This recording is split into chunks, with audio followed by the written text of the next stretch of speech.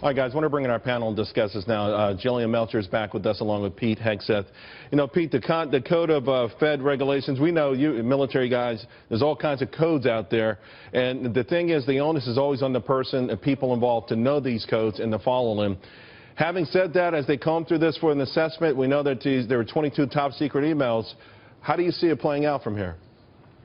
Well, I think it plays out one of two ways. You either the investigation is concluded and the right thing is done by the FBI and the Justice Department pursues an indictment, but I think there's not a lot of belief that that will happen. Another scenario is if the Justice Department doesn't move forward based on all the evidence, and don't forget, there's 30,000 other emails that she said she deleted about yoga class and gifts, but the FBI's recovered a lot of those. If even a few of them contain classified secret or top secret information, that's even more damning. Then if the Justice Department refuses to move, then you might get a place where the FBI, there is a leak or there are resignations from the top or throughout because they don't feel like justice is being served. To that point, Jillian, Chuck Grassley made some remarks. He was at the Des Moines Rotary Club saying, quote, if there's political interference, then I assume that somebody in the FBI is going to leak these reports and it's going to either going to have effect politically or lead to the prosecution.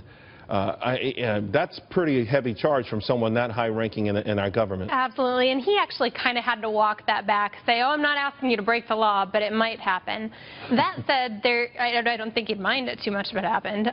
There certainly is precedent for the FBI to be disgruntled about this. I mean, if you look at what happened with the Petraeus case, Obama said very similar language about not being sure this is a national security threat. I think the FBI agents were very upset about the way that was handled. They wanted a felony, not a misdemeanor.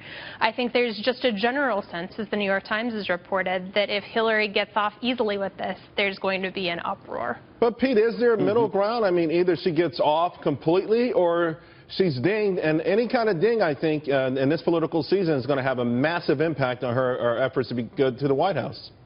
Well, I think you're right. I mean, that's why there is still a cloud hanging over the Hillary Clinton campaign, because if either she's indicted or there is, and again, Chuck Grassley wasn't saying they should leak. He just said in light of the fury that would come out of the FBI, there probably would be a leak or a series of leaks, all of which would not be friendly to Hillary Clinton, all of which would dog her either still in a primary, depending on when it comes out, or more likely in a general, which is why a lot of Democrats you talk to behind the scenes, they're very worried about this. It's highly unlikely, I think, that nothing happens. Something's going to happen. It's just a matter of degree and timing. Does it happen now or does it happen after an election? This is the proverbial rock in a hard place for the Democrats.